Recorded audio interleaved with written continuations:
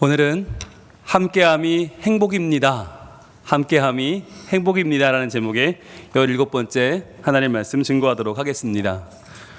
우리가 가정의 달 5월에 하나님 말씀을 받고 있습니다. 이 말씀이 과연 왜 내게 왔을까 하는 것을 한번 고민해 보셔야 됩니다. 여러분, 말씀을 받을 때 그냥 예배 왔으니까 말씀하시는구나가 아니라 왜 지금 내가 이 말씀 앞에 서 있는지를 한번 질문해야 돼요. 그 질문을 하면 이 말씀이 새로워져요. 과연 하나님께서 나를 어떻게 움직여 가시기 위해서 하나님의 뜻을 내게 지금 말씀하시는가를 궁금하여 주목하여 듣는 자에게 하나님은 이 시간 역사하실 줄로 믿습니다. 우리가 지난주에 함께함이 행복입니다라는 말씀 나눴는데 보여주시죠. 바로 함께 상속자가 되고, 이게 무슨 뜻이냐라는, 과연 함께 상속자가 된다고 하는 것이 어떤 의미인가 하는 것을 우리가 지난 시간에 같이 나눴는데, 상속자라고 그러면 떠오르는 한 사람이 있었죠. 바로 아브라함입니다. 아브라함과 사레라고 하는 이 부부를 하나님이 가나안 땅으로 불러내시고, 너는 여러 민족의 아버지 아브라함이 되고 내 아내는 여러 민족의 어머니 여주인 사라가 될 것이다 라고 하는 말씀을 주셨죠. 근데 이 말씀 받을 때 거의 나이가 100세, 불가능한 나이잖아요. 그런데 하나님은 이 가정에 아이를 주셨죠. 여러분, 말씀을 이루시는 하나님이라고 할 때 그분은 신실하신 분입니다. 그러니까 말씀하신 것을 반드시 행하신다. 그렇기 때문에 우리가 그 말씀을 의지할 수밖에 없죠. 자, 그런데 그 아이를 주셨으면 이제 이 아이를 하나님이 지켜줘야 되는 거 아니에요. 그런데 도리어 하나님은 그 아이를 모리아산으로 데려와서 번제로 드리라 라고 말씀하십니다. 즉, 번제로 이 아이를 드려라. 얼마나 충격적인 이야기예요. 그런데 어찌된 일인지 아브라함은 아침 일찍 순종하여 길을 출발합니다. 머뭇거리지 않고 망설이지 않고 이 일로 고민하지 않아요. 바로 출발합니다. 그리고 종들에게 너희는 여기서 기다려라. 내가 아이와 함께 가서 예배하고 우리가 돌아올 것이다 라고 이야기하죠. 아니, 가면 이 아이는 죽는데 번제로 드리면 이 아이는 죽는 거 아니에요. 그런데 어떻게 우리가 돌아올까요? 하나님의 말씀을 신뢰한 거죠.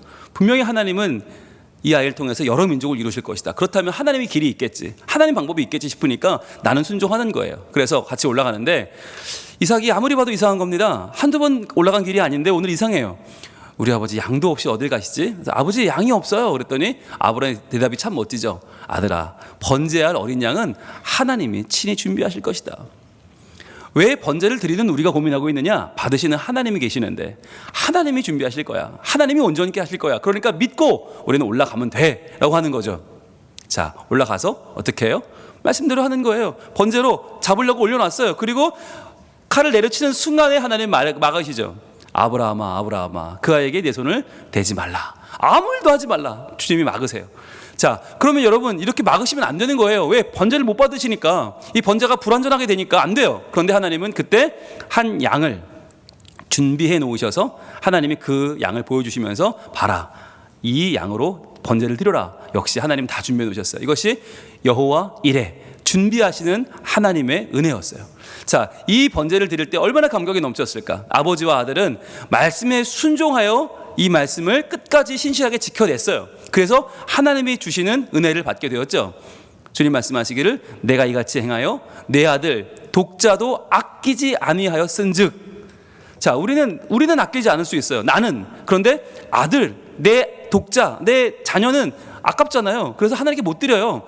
예배, 아이고 무슨 예배를 드려, 시험 때인데. 아이들을 막아요. 그런데 하나님은 아들까지, 자녀까지 아끼지 않고 예배의 자리로 나오게 했을 때 내가 내게 큰 복을 주고 내 씨가 크게 번성하여 하늘의 별과 같고 바닷가의 모래와 같게 하리니. 바로 하별모, 우리 다음 세대, 우리 예배의, 가정 예배의 모토 아닙니까?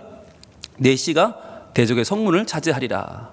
즉, 이 가문이 이어져서 후대에 메시아가, 예수 그리스도가 다윗의 자손으로 태어날 것까지도 하나님은 예언을 하셨죠. 그래서 아브라함과 다윗의 자손 예수 그리스도의 세계가 아닙니까? 그러니까 여러분, 이 놀라운 일은 바로 나 자신뿐만 아니라 우리의 자녀의 삶을 주님께 내어드릴 때 비로소 임하는 복이라는 걸 알 수 있어요.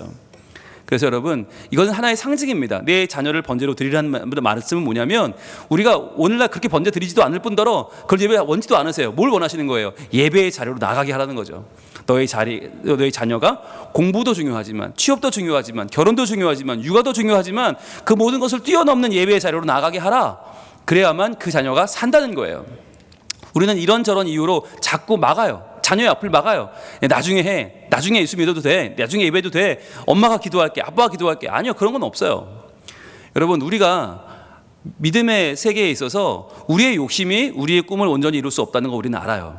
그런데 그건 알면서 우리의 자녀들에 대해서는 욕심이 아직도 많다는 거죠. 그래서 우리의 자녀들의 문제도 욕심을 버리고 하나님께 온전히 맡겨드릴 때 비로소 하나님의 역사가 일어난다라고 하는 말씀을 지난주에 우리가 나눴습니다. 여러분, 한 주간 그렇게 사셨습니까? 예. 어린이 주일을 맞아서 우리가 참 이 어린이들 마냥 이쁘고 사랑스러운 아이들이지만 이 아이들을 우리가 바르게 양육하기 위해서는 반드시 좋은 부모가 돼야 될 필요가 있다. 그래서 오늘은 바로 이어서 어버이 주일이잖아요. 좋은 부모가 돼야 돼요. 자, 그러면 좋은 부모가 되는 법은 무엇인가? 오늘 또 말씀을 보도록 하겠습니다. 오늘 말씀 보여주시죠. 오늘 보면 같이 읽어봅니다. 시작. 이는 이방인들이 복음으로 말미암아 그리스도 예수 안에서 함께 상속자가 되고 함께 지체가 되고 함께 약속에 참여하는 자가 됨이라. 아멘. 에베소서 3장 6절 말씀인데요. 이 가운데서 오늘은 함께 상속자가 되고라는 10번째 의미에 대해서 생각해 보도록 하겠습니다. 자, 어버이 주일인데 참 여러분, 어버이 주일이 되면 제일 난감한 사람이 누굴까요? 네, 접니다. 저예요. 왜냐하면 어버이 주일 설교를 해야 되는데 여러분 아시는 것처럼 저는 그렇게 뛰어난 어버이가 못 됩니다. 이게 대단한 어버이가 못 되기 때문에 저를 따라오세요. 여러분, 팔로우 미 이럴 수가 없어요. 그래서 제가 어버이 주일 앞두고 고민에 빠졌어요. 어떤 말씀을 전해야 되나 고민하다가 여러 자료를 찾아봤습니다. 그런데 그 자료 중에서요, 이기복 교수님, 이기복 목사님이라는 분을 제가 발견했는데, 이분이 미국에서 가정사역을 전공하셨고 서울여대 상담심리학 박사고 전 한동대 교수고 지금은 횃불 트리니티 신대원 교수고 두라노 바이블 칼리지에서 상담을 연구하는 가정사역의 1인자예요. 가정사역 1인자. 그런데 이분의 제가 강의를 찾아 들으면서 느낀 게 뭐냐면, 이분이 미국에서 탁월하게 공부하고 여러 학자들의 학설을 공부하고 그것을 적용하고 있지만 사실 그 부분보다 더 제 마음에 와닿았던 부분이 있어요. 그게 어디냐면 바로 이분의 시어머니 이야기인데, 이분의 시어머니는 배운 것도 없고 가진 것도 없는 분이에요. 일평생 팔남배를 기르느라 온통 진이 다 빠진 이 어머니는 50세 이 한창 나이에 중풍에 걸리고 맙니다.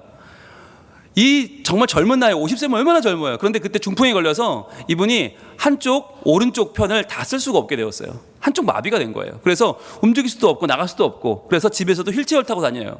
그런데 이렇게 오른손이 마비된 이 어머니가 그 마비된 손으로 주물러 가면서 계속 뭘 하시는 거예요. 뭘 하시나 보니까 삐뚤삐뚤 뭔가 글씨를 쓰시는 거예요. 너무너무 힘들게 땀을 뻘뻘 흘려가면서 글씨를 쓰고 있어요. 보니까 그게 뭔가 보니까 바로 성경이에요. 성경을 쓰시는 거예요. 창세기부터 계시록까지 한 자도 안 빼놓고 이 말씀을 쓰는데 얼마나 힘들어요. 그러니까 쓰다가 쉬다가 쓰다가 누웠다가 계속 쓰는데, 이걸 보고 이 이기복 교수님 며느리니까 이 며느리가 볼 때는 너무 어리석어 보이는 거예요. 아니, 중풍 걸린 양반이 이렇게 힘들게 뭐 하시나 싶어서 물어봤대요. 어머니, 뭘 좀 아시고 쓰세요? 그 무슨 내용인지 어머니 아세요? 그랬더니 어머니가 그러시더라는 거죠. 모른다. 나는 무식해서 모른다. 그러시는 거예요. 그런데 모르긴 하는데 무슨 말씀인지 하나도 모르겠는데 그래도 나는 쓴다. 왜? 내 자녀들한테 줄 게 이거밖에 없으니까. 내가 물려줄 건 이거 하나다. 그래서 팔남배에게 이걸 주려고 계속 쓰시는 거예요. 8번을 써야 되니까. 나중에 이분이 돌아가시고 유산을 보니까 6번 반을 필사하셨어요. 6번 반. 팔남배한테 다 주려고 쓰시다가 결국 못 쓰고 돌아가셨어요. 그런데 이 6번 반을 필사하신 그 모습이 남는 거예요.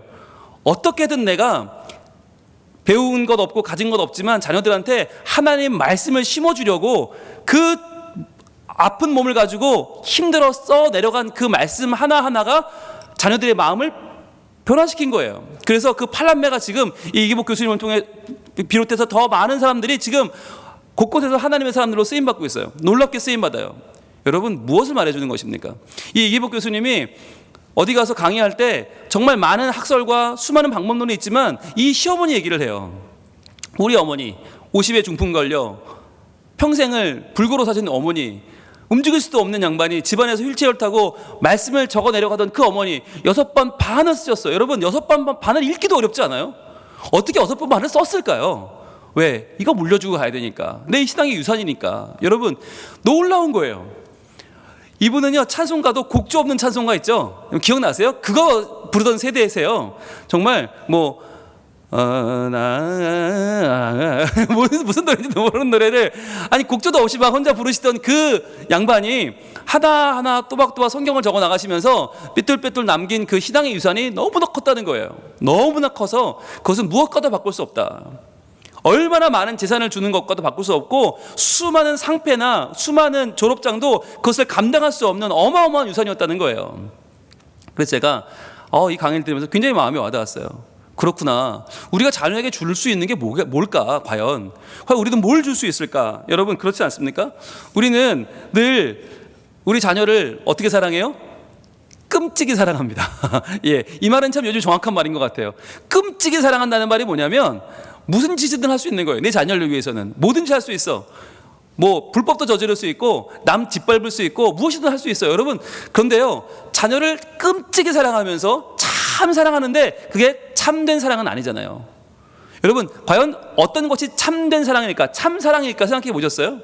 과연 우리가 내 저 끔찍이 예쁜 저 자녀를 끔찍이 사랑하는 저 자녀를 과연 참 사랑하는 방법은 무엇일까요? 과연 우리는 자녀에게 무엇을 남겨줄 수 있을까요? 우리 무엇을 남겨줘야 할까요? 여러분 이게 얼마나 우리에겐 중요한 문제입니까? 그런데 이게 얼마나 어렵습니까? 이 부분에 와서는 아마 모두가 자신이 없을걸요? 아무리 사회적으로 성공하고 돈을 많이 버신 분들도 이 부분에 오면 막막해요. 오히려 더 두렵죠. 더 해준 게 없으니까. 여러분 이때에 이렇게 이것을 어려워하는 우리에게 과연 성경은 뭐라고 가르치고 있을까? 하나님의 말씀을 주목해 보셔야 됩니다. 과연 어떻게 해야 우리가 자녀를 참 사랑하고 어떻게 해야 좋은 부모가 될 수 있을까? 여러분 예수님이 하신 말씀 마가복음 12장 30절은 이렇게 말씀합니다. 우리 같이 읽어보겠습니다. 시작. 내 마음을 다하고 목숨을 다하고 뜻을 다하여 힘을 다하여 주 너의 하나님을 사랑하라 하신 것이요. 아멘. 중요한 말씀이니까 한 번 더 시작. 내 마음을 다하고 목숨을 다하고 뜻을 다하고 힘을 다하여 주 너의 하나님을 사랑하라 하신 것이요. 아멘. 이것이 바로 예수님이 친히 주신 말씀이에요. 이것이 하나님을 사랑하는 방법이에요. 여러분 이 방법대로만 사랑하면 우리의 사랑도 완벽해질 것이요 우리의 신앙도 온전해질 것이요 이것을 바라보는 자녀들도 올바른 신앙의 길을 갈 수 있다는 거예요. 그런데 문제는 뭐냐면 우리가 이 말씀을 너무 많이 알아요. 너무 자주 들었어요. 그래서 이 말씀이 들어는 오는데 무슨 말인지 몰라요. 왜? 선입견이 생겨버려서 그냥 열심히 하라는 말이지 그냥 잘 믿으라는 말이지 정확하게 무슨 말인지 몰라요. 이럴 때 하는 방법이 있어요. 이 말씀을 우리가 낯설게 보는 거예요. 그래서 진짜 이 말씀의 뜻을 알아보려면 방법이 하나가 한 게 있는데 뭐냐면 그것이 영어로 보는 겁니다. 영어로 바꿔서 이 말씀을 보면 말씀이 굉장히 단순해지고 굉장히 선명해질 때가 있어요. 자, you must love him. 너는 그를 사랑해야 되는데 하나님을 사랑하는데 with all your heart. 너의 하트를 다 동원해서 또 soul, mind and strength. 예. 저희가 영어를 잘해서가 아니고요. 여러분 성경을 조금 더 낯설게 보면 훨씬 더 그 내용이 선명하게 드러나기 때문인데요. 이 heart와 soul과 mind와 strength 네 가지 영역에서 하나님을 사랑하고 하나님을 고백하고 하나님을 따르라는 거예요. 그러면 그러한 우리들을 누가 봐요? 자녀들이 볼 것이다. 자 그러면 하나씩 보겠습니다. heart는 무엇입니까? heart는 우리의 열정이죠. 우리의 감정, 열정을 드리라는 거예요. 여러분 우리가 연애할 때 얼마나 우리의 허트가 발전합니다. 둥둥둥둥 우리의 심장이 뛰기 시작하죠. 그리고 내 모든 걸 다 바치고 사랑해도 아깝지 않죠. 주고 줘도 부족하죠. 그게 하트 아니에요? 근데 예배를 그렇게 드리라는 거예요. 하나님 앞에 예배 드릴 때 정말 하나님밖에 없습니다. 저의 모든 것은 하나님이십니다라고 고백하며 예배하라는 거예요. 여러분 요즘 보면 우리가 2단계 5분의 1 들어올 수 있어요. 본당에. 근데 5분의 1 들어올 수 있어서 인원을 제한하면 사람들은 뭐라고 생각하죠? 다들 나는 5분의 4야 라고 생각하세요. 나는 항상 5분의 4야. 왜? 누군가는 5분의 1이 가겠지. 누군 예배당은 가서 채우겠지. 나는 취업도 해야 되고 나는 직장도 가야 되고 나는 애들도 키워야 되니까 바쁘니까 오늘 난 집에 있을래. 난 5분의 4야. 그렇게 마음 편하게 먹어요. 여러분 그런데 맞습니까? 여러분 5분의 1이 교회에 올 수 있다 그러면 사실은 5분의 1 예배를 5번 드려야 돼요. 주일날. 그래야 맞는 거 아니에요? 그래야 우리가 전원이 다 예배하는 거 아니에요? 그런데 예배를 2번밖에 안 드려요. 1, 2부밖에. 나머지는 어디 간 거예요? 다 5분의 4래. 나는 아니래. 나는 제외래. 나는 열애래. 나는 사정상 못 나간대. 여러분, 그게 새신자도 아니고 올해 나온 분들이 그러세요. 기가 막혀요. 예, 항전직 분들이 그러세요. 기가 막혀요. 여러분, 그렇게 따지면 저도 담임 목사도 5분의 1만 나오면 되는 거 아니에요? 저도 그러면 한 달에 한 번만 설교하고 나머지는 딴 분이 하면 돼요. 근데 아니잖아요. 담임 목사는 5분의 5 나오라고 하면서 여러분은 왜 5분의 1로 만족하냐고요. 여러분도 5분의 5 이상 하셔야죠. 그게 허투예요. 저도 여러분 말은 이렇게 하지만 5분의 5 이상 할 마음이 있고요. 저 모든 예배, 모든 시간 열정을 다하여 설교할 마음이 있어요. 예, 여러분 그런 마음이 있으셔야 돼요. 왜? 하나님 앞에 나오는 예배니까. 사람을 사랑할 때도 연애할 때도 그렇게 우리의 하트를 그렇게 뛰게 했는데 하나님 앞에 예배하면서 우리는 하트가 너무 없어요. 우리 열정이 너무 없는 거예요. 자, 두 번째 뭡니까? 목숨을 다하라. 목숨을 다하라는 건 소울이에요. 소울. 소울은 우리의 영혼이죠. 우리의 호흡과 영적인 흐름과 자연스러운 우리 삶을 다 하나님께 초점을 맞추라는 얘기예요. 이게 생명을 걸라는 말이 아니라 우리의 살아가는 모든 호흡과 삶이 하나님과 동행하고 있는가 묻는 거예요. 즉 내가 뭔가를 결정할 때 하나님은 어떻게 생각하실까를 고민하는가. 이 결정을 할 때 내가 기준이 아니라 하나님 말씀이 기준이 되어서 하나님을 내가 얼마나 내 삶 가운데 친밀하게 생각하는가. 이게 소울인 거예요. 여러분 소울이 있다는 게 뭐예요? 느낌이 있다. 뭔가 삶에 흐르는 뭔가 의미가 남다르다는 거 아니에요. 여러분 그 소울이 지금 있냐는 거예요. 주님과 함께하는 영적인 관계가 지금 회복되어 있는가 묻는 거예요. 그래서 세 번째는 마인드입니다. 마인드, 뜻이죠. 뜻은 뭐냐면 마인드는 지적인 부분이에요. 지적인 부분까지 다 하나님의 말씀에 초점을 맞추고 있는가 하는 거예요. 여러분 이 부분에 있어서는 우리 교회는 굉장히 유리합니다. 왜일까요? 네, 하루 한 장이 어제로 시즌 1이 끝났기 때문입니다.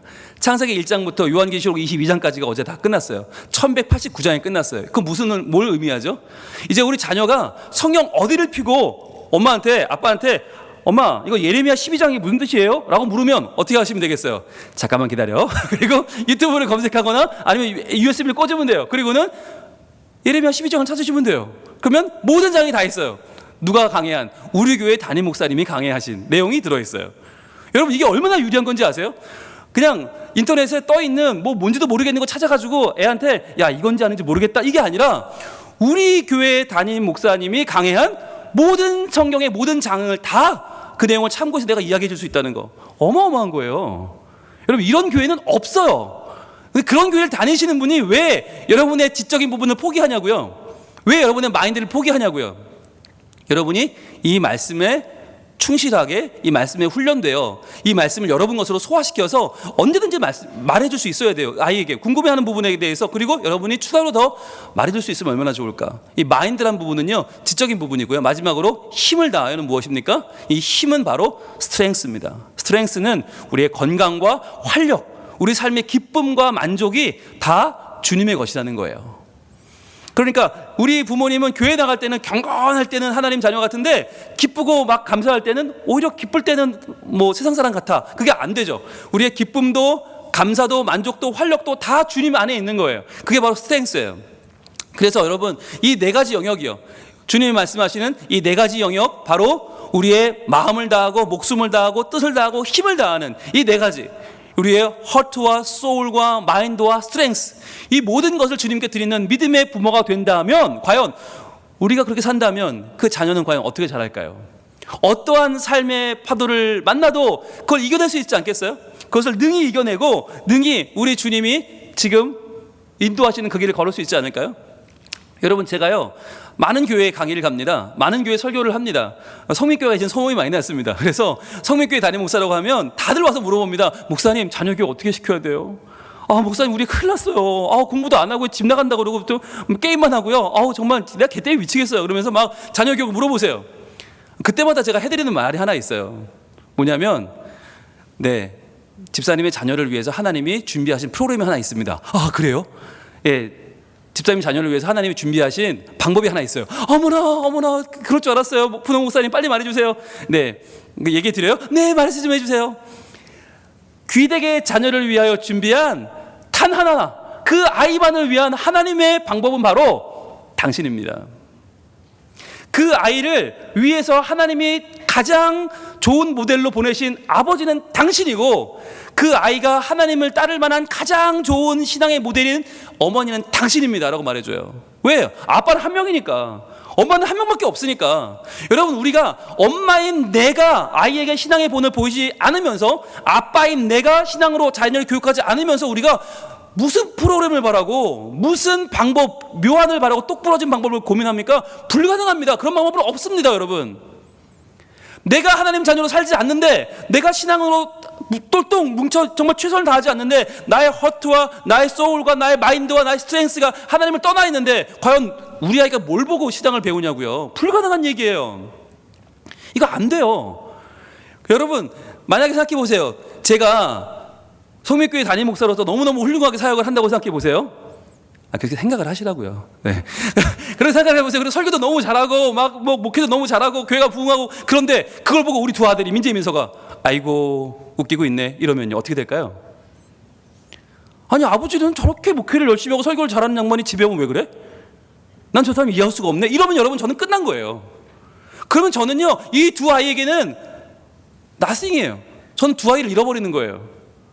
아무리 제가 밖에 나와서 청산 유수처럼 설교하고 아무리 뭐 세상 없는 사역을 해도요, 우리 아이들이 보고 참 우리 아빠 저런 사람 아닌데, 웃기네, 되게 다르네, 이래버리면 저는 제 인생은 끝나는 거예요. 왜? 그 두 아들은 하나님을 떠날 테니까. 믿겠어요 그 아이들이? 그렇지 않단 말이죠. 여러분, 무슨 말일까요? 여러분도 마찬가지입니다. 아무리 교회가 다음 세대 뭐 성장하고 부흥하고, 여러분 자신이 그렇지 않다면 여러분의 자녀는 하나님을 떠날 거예요. 왜? 우리 아빠는 안 그런데? 우리 엄마는 안 그런데? 남들이 그럼 뭐해? 우리 엄마 아빠가 안 그런데? 여러분, 이건 굉장히 심각한 문제예요. 그 어떤 프로그램을 적용하고 그 어떤 세상 없는 아무리 좋은 거 갖다 놔도 우리 엄마를 봤는데 아니야, 그럼 그 아이는 예수 안 믿어요.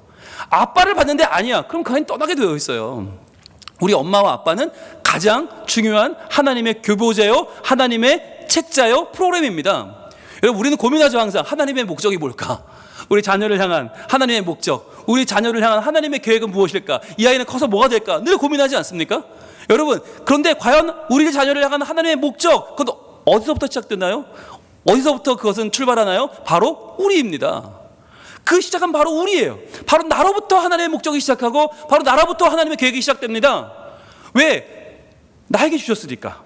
아버지가 나니까, 어머니가 나니까, 내가 영적인 부모로 어떻게 살아가느냐 하는 것이 우리 자녀의 삶을 좌우하는 가장 중요한 변수가 된다고 하는 것이에요.